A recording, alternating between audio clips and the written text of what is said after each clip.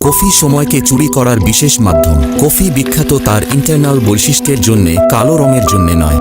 সকালের কফি থেকে বিকেলের চা পর্যন্ত ক্যাফিন আমাদের জীবনের টাইম শিডিউলের অংশ এবং ক্যাফিন বিশ্বের সর্বাধিক ব্যবহৃত সাইকো অ্যাক্টিভ পদার্থে পরিণত হয়েছে। ক্যাফিন একটি কেমিক্যাল কম্পাউন্ড যা আমাদের সেন্ট্রাল নার্ভাস সিস্টেমকে স্টিমুলেটেড করে। ক্যাফিন খুব দ্রুত মস্তিষ্কের অ্যাডেনোসিন রিসেপ্টরের সাথে সংযুক্ত হয়ে অ্যাডেনোসিন মলিকুলগুলোকে ব্লক করে, যা ঘুমানোর আগে সেন্ট্রাল নার্ভাস সিস্টেমের কাজ করার ক্ষমতাকে স্লো করে দেয়। ক্যাফিনের প্রভাবে অ্যাডেনোসিন মলিকুলগুলো সেন্ট্রাল নার্ভাস সিস্টেমের উপরে কাজ করতে পারে না। এর ফলে আমাদের মস্তিষ্কের নিউরনগুলো সর্বোচ্চ পরিমাণে অ্যাক্টিভ হয়। এতে করে ক্লান্তি হ্রাস পায় এবং সতর্কতা ও জ্ঞানীয় কর্মক্ষমতা বৃদ্ধি পায়। আমরা ক্যাফিন পেয়ে থাকি সাধারণত কফি বীজ, চা পাতা, কিছু শাকসবজি ও কোমল পানি হতে। আমেরিকায় 90% মানুষ ক্যাফিন গ্রহণ করছে বিভিন্ন নৈসর্গীয় খাবারের মাধ্যমে।